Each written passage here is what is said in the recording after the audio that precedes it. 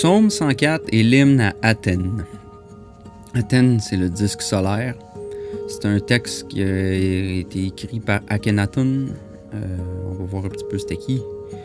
Avant de commencer la lecture de ça, le texte est ici, en hiéroglyphe. On voit un peu les dépictions qu'il y avait en Égypte de ça.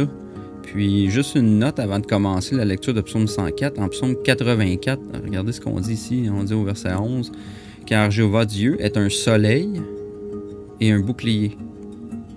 Il donne faveur et gloire. » Alors ici, on dit même que Dieu est un soleil. On ne dit pas « est comme un soleil », on dit « est un soleil ». On va garder ça en tête parce que on va comprendre ce qui se passe un peu. L'hymne d'Athon, on peut lire une version traduite en français. Je crois qu'il manque des bouts là, pis tout, là, fait que je vais en lire un petit peu rapide. C'est juste avoir une idée de ce que c'est ce texte-là. Là. C'est plus long un peu que le psaume 104, mais il y a beaucoup d'éléments, il y a énormément de parallèles à faire. Là. Preuve que ça devait être un texte qui circulait ou des idées qui circulaient qui ont été repris dans un autre psaume, puis dans le fond transformé à la sauce juive par David, exemple. Splendide est ton lever à l'horizon du ciel, ô vivant Athon, créateur de toute vie. Quand tu t'es levé dans le ciel d'Orient, tu emplis toute terre de ta beauté. Tu es beau, tu es grand, tu rayonnes au-dessus de la terre. Tes rayons embrassent toutes les contrées, autant que tu en as créé. Tu es raie, tu atteins leurs limites, tu les lis pour ton Fils bien-aimé. Bien que tu sois lointain, tes rayons sont sur la terre. On te voit, mais ta route est invisible. Quand tu disparais à l'occident du ciel, le monde est dans l'obscurité comme dans la mort.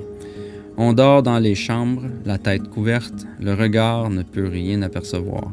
Si bien, et si l'on dérobait des biens placés sous la tête, on ne le remarquerait même pas. Chaque lion quitte sa tanière, chaque serpent mort. Règne l'obscurité, la terre est dans le silence, car celui qui l'a faite repose dans son horizon. La terre s'illumine quand tu te lèves sur l'horizon. Quand tu brilles comme Athon dans le jour, tu chasses l'obscurité. Lorsque tu lances tes rayons, les deux terres sont en fête. Tu as fait la terre selon ton désir, toi seul, et les hommes, le bétail, le petit et grand, tout ce qui sur la terre marche avec les jambes, tout ce qui est en haut, qui vole avec des ailes, le pays de Karou, Syrie, et de Couche, Nubie, la terre d'Égypte. Tu as mis chaque homme à sa place, tu pourvois ses besoins, chacun a ses biens, son temps de vie. Tes rayons nourrissent tous les champs. Quand tu brilles, ils vivent et croissent par toi. Tu as créé les saisons afin de parfaire tout ce que tu as fait, l'hiver qui apporte la fraîcheur et la chaleur que tu dispenses. Tu as fait le ciel au loin afin d'y briller et de voir ta création, car tu es seul, brillant sous l'aspect de l'Athon vivant. Depuis que tu as créé la terre, tu te lèves pour ton Fils qui est né de ton corps. Le roi qui vit par Maat, Seigneur des deux terres, Nefer-Keper-Rouré, Waenre, le fils de Ré, qui vit par Maat, le seigneur des couronnes, Akhenaton, le grand dans son temple de vie, et la grande épouse royale qu'il aime, la maîtresse des deux terres, Nefer-Nerfrou, Athon, Nefertiti vivante pour l'éternité. Alors c'est un texte qui aurait été écrit environ vers 1360 avant notre ère. On se rend compte ici qu'on est à peu près à l'époque de Moïse. Et avant d'aller plus loin, j'aimerais parler un peu de c'est qui Akhenaton. En fait, il y a une grande théorie qui dit, je n'irai pas dans les détails, vous pouvez faire vos recherches, je veux juste faire le lien ici que d'après l'archéologie et beaucoup de sources, on se rend compte que l'histoire d'Akhenaton et de Moïse sont très similaires et ils sont dans la même époque. Alors, il y a une très très grande possibilité qu'en fait Moïse soit Akhenaton. On parle ici là, c'est ça. Akhenaton, bon, on parle le 10e pharaon de la 18e dynastie. On situe son règne environ vers 1355 à 1338, machin, avant notre ère. C'est le fils de Tiye et Amenhotep III. C'est une figure controversée parce qu'il est considéré parfois comme l'un des grands mystiques de l'histoire. Il bouleverse le temps d'un règne. Le temps d'un règne, il a tout bouleversé l'histoire de l'Égypte antique, en fait, en accélérant l'évolution théologique commencée par son prédécesseur et en voulant imposer un culte exclusif de Re-Orakti, qui est dans Aton, dont il est à la fois le prophète et l'incarnation. C'est une réforme, il fait dans le fond une réforme religieuse, monothéiste. En fait, c'est qu'il veut ramener toutes les déités égyptiennes en un seul. Donc, le monothéisme, pareil comme Moïse a voulu faire, puis ça a créé des conflits, c'était difficile à faire passer en Égypte. Donc, ça corrobore beaucoup l'histoire des Juifs sortis d'Égypte. Tu sais que même Moïse lui-même était instruit selon la connaissance des Égyptiens, dans le fond. Il a été élevé dans une famille royale, tu sais. Alors, c'est juste pour faire un petit bref résumé de tout ça pour que vous puissiez faire vos recherches si vous voulez là-dessus, mais c'est qu'on va voir aussi qu'il y a un grand parallèle, en fait, là, que les Juifs, et toute l'histoire que Moïse, c'est en fait une espèce de traduction, un autre nouveau skin, une nouvelle peau à la même histoire. On peut voir, là j'ai lu en anglais, j'ai trouvé ça sur un site, un type parallèle un peu entre l'hymne à Athènes et Psaume 104. Là, le seul Dieu, il n'y en a pas de Dieu autre que toi. Hein, Yahweh, mon Dieu, est le plus grand. En parallèle de ça, on a aussi grandes sont tes œuvres, nombreuses sont tes œuvres. Tu as fait tout ainsi que toutes les créatures des cieux et de la terre. Ça se ressemble beaucoup dans les deux. Là. Quand tu as fait l'ouest, ben, la terre était dans la noirceur. Tu as fait la noirceur et la nuit, ainsi de suite. Fait qu'il y a beaucoup, il parle de lions, c'est les lions dans leur tanière. Il y a beaucoup de termes similaires là, dans les deux histoires. Les oiseaux du ciel forment leur nid, ainsi de suite. C'est les mêmes genres d'imagerie. Je n'irai pas trop dans les détails, vous pourrez les lire, les traduire vous-même.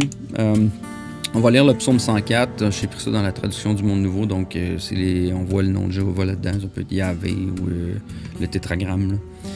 Là. Bénis Jéhovah, ô mon âme. Ô Jéhovah, mon Dieu, tu as été très grand. Tu t'es revêtu de dignité et de splendeur, t'enveloppant de lumière comme un vêtement, étendant les cieux comme une toile de tente. Celui qui bâtit ses chambres hautes avec poutres dans les eaux, faisant des nuages son char, marchant sur les ailes du vent, faisant de ses anges des esprits, de ses ministres un feu dévorant. Il a fondé la terre sur des lieux fixes, elle ne chancellera pas pour des temps indéfinis, oui pour toujours. D'un abîme d'eau, comme d'un vêtement, tu l'as recouverte, les eaux se tenaient au-dessus des montagnes. À ta réprimande, elles ont pris la fuite. Au bruit de ton tonnerre, elles se sont enfuies tout affolées. Des montagnes montaient, des vallées pleines descendaient vers le lieu que tu as fondé pour elles. Tu as fixé une frontière qu'elles ne doivent pas franchir, pour qu'elles ne viennent pas couvrir nouveau la terre. Il envoie des sources dans les wadis, elles cheminent entre les montagnes, elles abreuvent continuellement toutes les bêtes sauvages de la campagne, les zèbres, étanchent leur soif régulièrement. Au-dessus d'elles s'abritent les créatures volantes des cieux. Au milieu de l'épais feuillage, sans arrêt, elles font entendre leur son. Depuis ses chambres hautes, il abreuve les montagnes. Du fruit de tes œuvres, la terre est rassasiée. Il fait germer l'herbe verte pour les bêtes et la végétation pour le service des humains. Pour faire sortir la nourriture de la terre et le vin qui réjouit le cœur du mortel, pour faire briller le visage avec de l'huile et le pain qui réconforte le cœur du mortel.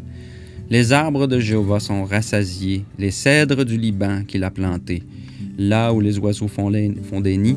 Quant à la cigogne, les genévriers sont sa maison. Les autres montagnes sont pour les chèvres de montagne, les rochers sont le refuge des damans. Il a fait la lune pour les temps fixés, le soleil sait bien où il se couche. Tu produis les ténèbres pour que vienne la nuit. En elle, tous les animaux sauvages de la forêt se mettent en mouvement. Les jeunes lions à crinière rugissent après la proie.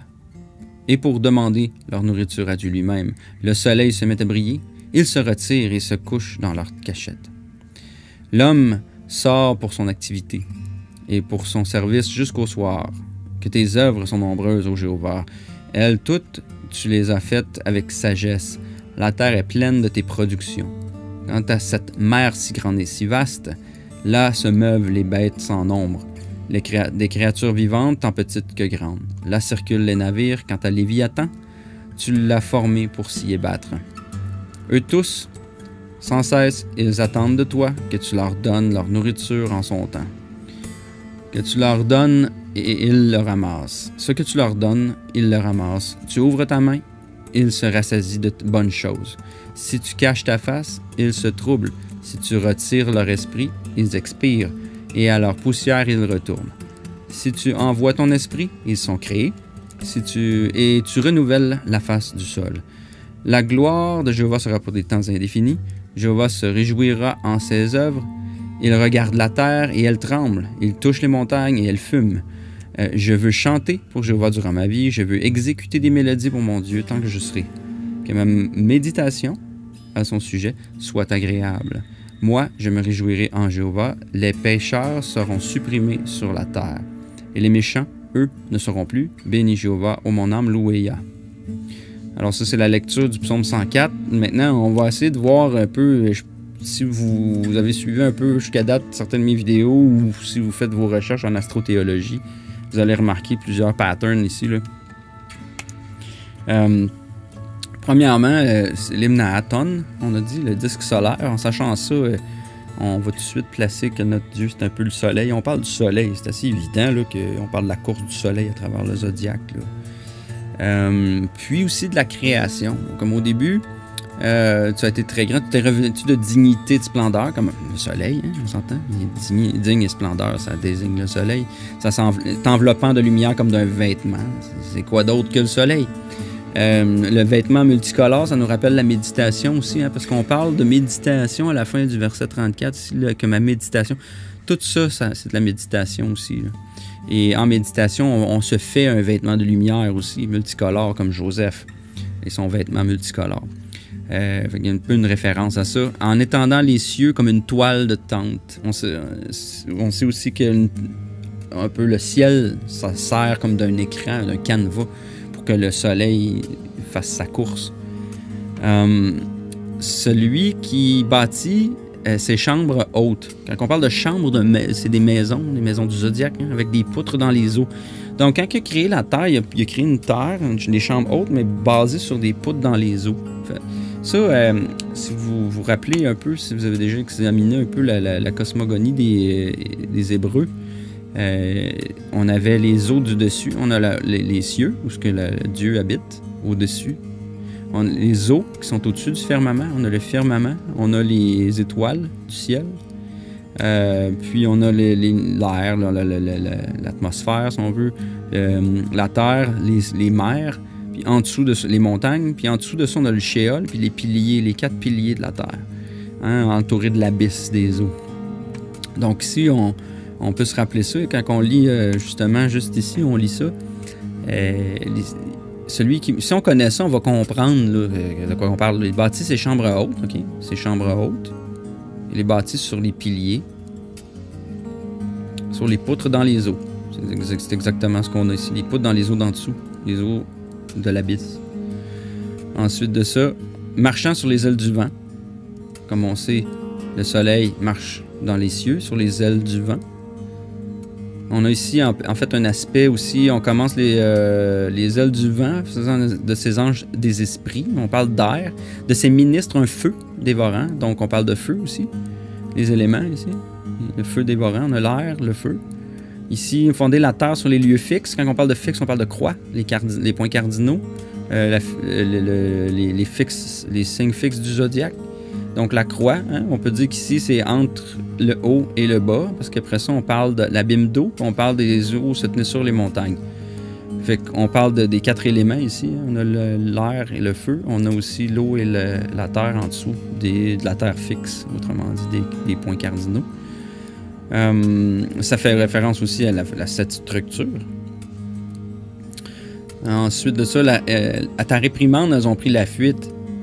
Ben, les eaux ont pris la fuite à ta réprimande, tu sais, comme on se rappelle d'un déluge, les eaux du dessus. Puis aussi, quand il a formé la terre, dans Genèse 1, on parle de la terre était informe et déserte. Puis après ça, il l'a formé, il a donné forme avec son esprit. Donc, il a réprimandé les eaux, puis ils ont pris la fuite, ils sont allés dans leurs endroits qui sont désignés par Dieu. Les vallées pleines descendaient, donc les vallées, si on veut le Shéol, tout le bas est resté en bas. Le Shéol, c'est le Sagittaire aussi. Les montagnes montaient, donc le Capricorne, Sagittaire, les vallées pleines descendaient vers le lieu que tu as fondé pour elles. Fait qu'on parle un peu des fondements de la terre, hein? On parle du Shéol, on parle d'en dessous, les eaux aussi, la terre. C'est toutes les bases. Là, tu as fixé une frontière qu'elles ne doivent pas franchir. C'est un peu ça, hein? Former la terre. Qu'elles ne viennent pas recouvrir à nouveau la terre. Hein? Il les a placés comme ça pour que la vie soit possible. T'sais. Ensuite de ça, on embarque vraiment dans beaucoup de symboliques zodiaques. On voit les sources d'eau, le Verseau, dans les wadis. Elles cheminent entre les montagnes, Capricorne. Le Verseau, Capricorne. Ça breuve continuellement toutes les bêtes sauvages de la campagne. Les bêtes sauvages, là, c'est encore une fois, c'est le bas, c'est le Capricorne, ou surtout tout le bas, mais entre autres, le Capricorne, ça fait souvent référence aux bêtes sauvages. On parle aussi du zèbre. Le zèbre, c'est encore... ça ressemble un peu, c'est comme une référence un peu à l'âne, à l'Acellus australis, qui est le centre du cancer. Cancer qui, en fait... on se rappelle que c'est le signe opposé du Capricorne. Donc, on parle de cet axe encore. L'axe entre Capricorne et Cancer. Hein, les bêtes sauvages de la campagne et les zèbres étanchent leur soif. Ben oui, c'est un signe d'eau aussi, Cancer. Fait que ça a comme un rapport avec l'opposé. Au-dessus d'elle s'abritent les créatures volantes des cieux. Au-dessus des bêtes sauvages. Donc, au-dessus du Capricorne, on dit ici qu'il s'abritent les créatures volantes des cieux. Au milieu de l'épais feuillage, sans arrêt, elles font entendre leur son. On parle d'air, de son, de waves, d'air, signe d'air. On parle du Verseau qui est à côté du Capricorne. Puis justement, dans cet air-là, qu'est-ce qu'il y a? Il y a toutes les créatures volantes. Soit dans l'hémisphère nord ou sud, le Capricorne est ici, le Verseau est là. Puis dans mon autre image, c'est l'hémisphère sud ici. On a le poisson qui serait ici, le Verseau ici, Capricorne ici. Donc, on est comme dans cette zone là, du Verseau Capricorne. Entre les deux, tous les oiseaux sont là. On a Aquila, qu'on a Lyra, Cygnus, Sagitta. Dans l'hémisphère sud, on a le toucan. On a aussi le phénix. On a... le paon, ainsi de suite. Tous les oiseaux du ciel se trouvent à peu près dans cette région-là. Donc, c'est ça rapporte. C'est pas pour rien qu'on parle de ça. Là. Au-dessus des bêtes sauvages, autrement dit, au-dessus du Capricorne, s'abritent les créatures volantes. Ben oui. Depuis les chambres hautes, on parle du Verseau. Les chambres hautes, c'est le Verseau. Hein. C'est là où tombe l'eau. Il abreuve. Hein. Il abreuve les montagnes. Fait que la source des montagnes, hein, c'est le Verseau. Du fruit de tes œuvres, le Capricorne, c'est le fruit aussi de tes œuvres. La terre, signe de terre, le Capricorne, est rassasié. Il fait germer l'herbe verte pour les bêtes et la végétation, pour le service des humains. Donc ici, les bêtes, hein, germer l'herbe pour les taureaux qui mangent. On a ici le Gémeaux, aussi le service des humains. Les humains qui s'en vont travailler dans les champs, les Gémeaux. Faire sortir la nourriture, hein, pour comme cultiver la terre, qu'on va récolter ce qu'on va récolter de nos semences qu'on a semé dans le taureau, on va le récolter dans la Vierge, dans la terre de la Vierge. Puis le vin, qui est la balance. Donc c'est pour ça qu'on parle ici de nourriture et de vin, de ces deux signes-là, la Vierge et balance. Ça réjouit le cœur du mortel. Le cœur, c'est le lion, qui est juste à côté, ici. Fait qu'on parle de 3 signes conjoints, le cœur. Ici, on parle de la Vierge, le pain, puis le vin. Ainsi de suite, on le répète encore, on fait briller le visage avec de l'huile. Le visage, c'est la face, c'est la tête, c'est le bélier. De l'huile, l'huile, c'est l'huile d'olive, on la presse dans la balance. Donc, c'est encore les signes opposés ici. Le pain, qui est le signe conjoint de la balance, qui réconforte le cœur du mortel, qui est encore le lion. Okay, ici, on a fait encore quelques allusions aussi à 3 signes conjoints et un signe opposé. Les arbres de Jéhovah sont rassasiés. Les cèdres, ça fait référence au Verseau. Les cèdres du Liban, c'est un peu Saturne. Puis c'est souvent dans le haut, c'est là que les oiseaux font leur nid. On a dit tantôt les oiseaux, où ce qu'ils étaient, sont au-dessus du Capricorne et le Verseau, sont juste là, ou en dessous. Alors, puis on a la cigogne, ils font leur nid en haut des arbres, donc on parle de la couronne des arbres, hein. Les genévriers aussi, qui est un piné, c'est encore un sapiné, si on veut, un conifère, donc ça en fait une référence à la glande pinéale. Les nids sont en haut des arbres, dans le haut. Fait que ça, c'est l'arbre de vie, hein, la métaphore de l'arbre de vie, le haut de l'arbre, donc les chakras les plus hauts de ton arbre de vie, la couronne, en haut, ici. Donc, on parle de ça un petit peu, hein, les oiseaux sont montés jusqu'à la cime, donc ça fait référence aussi à la couronne, à Saturne, au Verseau, Capricorne, hein, qui est encore, c'est là que se situe notre 3e œil. La cigogne, ben Cygnus, là, c'est ici, là. Proche du pôle Nord d'ailleurs. Les hautes montagnes sont pour les chèvres de montagne. Ben là, c'est assez évident. Hein? Là, on sait que les montagnes, on parle de Capricorne. On dit que c'est les chèvres, ben c'est Capricorne. Les rochers, hein? Les refuges des damans, encore des cervidés, ça va dans Capricorne. Donc ici, on a parlé de tout ça. Là. Ensuite, beaucoup du Capricorne, du Verseau. Ensuite de ça, on dit il a fait la lune pour des temps fixés. Le signe opposé du Capricorne, c'est le Cancer, qui est dominé par la Lune. Il y a un lien aussi avec la Lune dans le Capricorne, qui a rapport aussi avec la fertilité. Donc, c'est pour ça qu'il parle de Lune après, ça fait du sens. Il s'en va parler du Cancer. Puis il parle du Soleil, qui sait bien où il se couche. Il parle de la Balance. Il se couche dans la Balance, ici, Scorpion, Balance. Tu produis les ténèbres pour que vienne la nuit, un Scorpion. En elle, tous les animaux sauvages. Là, on va parler du haut et du bas. On dit, en là, tous les animaux sauvages de la forêt se mettent en mouvement. Les animaux sauvages, hein, de la forêt, le bas, tous les animaux du zodiaque, en fait, se mettent à tourner. Là, on tombe à l'envers. On est rendu la nuit. Autrement dit, parce que là, on a dit, il produit les ténèbres, donc on s'en va en la nuit. Donc, toute cette roue-là a tourné. Et maintenant, les jeunes lions à crinière rugissent après leur proie pour demander leur nourriture à Dieu lui-même, parce que Dieu lui-même, c'est le soleil. Puis là, vu qu'il est parti, ben, on cherche la nourriture. Hein, le lion cherche sa nourriture, donc tout ça. Ici, on parle de la noirceur, le bas, pendant que les choses sont dans le bas. On cherche le soleil, on cherche sa bénédiction, on l'a pas. Puis là, en haut, quand on retourne vers le haut, le soleil se met à briller, quand il se lève dans le bélier, ici. Le matin, quand il se lève. Hein, les animaux sauvages se retirent, ils se couchent dans leur cachette, ils retournent en bas. L'homme sort pour travailler, hein, le haut, le bas encore. L'homme, c'est le règne de l'homme maintenant qui sort pour travailler. Il sort pour son activité, servir jusqu'au soir. Ensuite de ça, on dit ici, ben, toutes ses œuvres, hein, il les a faites avec sagesse. La sagesse Sophia. Sophia, c'est le Baphomet. Baphomet, c'est Mercure. La terre est pleine de tes productions. Production, c'est la Vierge. Ben oui, Mercure est le maître de la Vierge.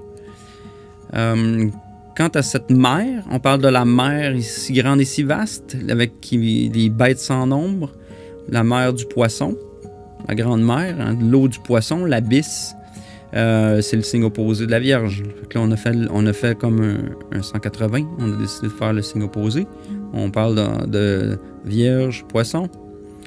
Les créatures vivantes se retrouvent dans cette mer-là. Et entre autres, c'est là que circulent des navires. L'Argonavis, qui se trouve être dans le Cancer, mais qui est vraiment dans l'hémisphère sud, qui est notre bateau ici. Ici. Notre navire, qui navigue près du pôle sud, dans la Grande Mer, dans laquelle le Léviathan se situe, le Citus ou la Balena. C'est la constellation en dessous du poisson, dans cette grande mer-là. C'est le monstre marin qui avale Jonas, entre autres, et toutes ces histoires-là. Donc ici, on parle du Léviathan, hein, dans le poisson. Tu as formé pour se battre. Donc on parle de Cétus, hein, de la constellation Cétus. Eux tous, donc tout le zodiaque, sans cesse, ils attendent de toi que tu leur donnes leur nourriture en son temps. Tu sais, le soleil vit. Du soleil vient la vie. C'est lui qui émet, c'est le principe émanateur qui donne la nourriture. Sans le soleil, il n'y a pas de vie, il n'y a rien. Les étoiles auraient beau être là, il ne se passerait rien pour nous. Mais vu que le soleil est là, il donne du sens à son canevas. Il donne l'énergie, il donne le sens aux archétypes, puis il permet au zodiaque d'avoir un effet sur la vie. Ce que tu leur donnes, ils le ramassent. Donc oui, ils prennent cette énergie-là, puis ça permet, le soleil leur donne vie. Tu ouvres ta main, il rassasie de bonnes choses. Si tu caches ta face, il se trouble, ben oui, il n'y a plus rien à faire. Si le soleil n'est plus là, il n'y a plus de vie. Si tu retires leur esprit, ils expirent. Tout meurt si on enlève le soleil. Si tu envoies ton esprit, c'est ça, il donne la vie aux zodiaques. Si tu envoies ton esprit, ils sont créés. Et tu renouvelles la face du sol. Ici, on a un mot renouveler, refaire. C'est comme si on recommençait. On avait fini un cycle, puis on le renouvelle constamment. C'est le cycle de l'Ouroboros. L'Ouroboros, c'est le cycle de l'infini, le serpent qui mange chaque queue. En tarot, on a le monde, on le voit ici, en l'entour. C'est le cycle de l'infini. Quand on finit dans le poisson, on a fait le cycle du bélier jusqu'au poisson. On a fait le cycle entier ici. Donc, la gloire de Dieu, hein, sa gloire, ici, c'est le Verseau, et sera pour des temps indéfinis, le poisson. On se rappelle peut-être notre prière du Notre Père, les deux, hein, la gloire et l'honneur, pour toujours. Amen. Ça fait référence à ces deux signes-là aussi. Ça fait référence au cycle qui se termine et qui va recommencer à l'infini. Donc après ça, ce qu'on dit, verset 33, on veut chanter, exécuter des mélodies, méditer, se réjouir. C'est toutes des choses qu'on fait en s'imaginant, en pensant à ça, en réfléchissant à l'action de Dieu, au soleil, à la nature, au principe animateur de toute la nature. Comment c'est les mêmes choses qu'on voit à l'intérieur de notre corps. Comment le corps est un miroir du cosmos en plus petit. C'est un microcosme du macrocosme.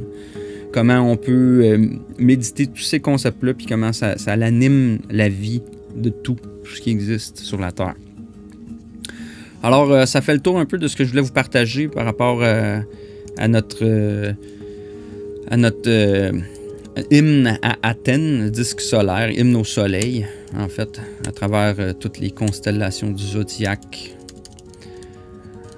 Alors, je vous remercie beaucoup de votre attention.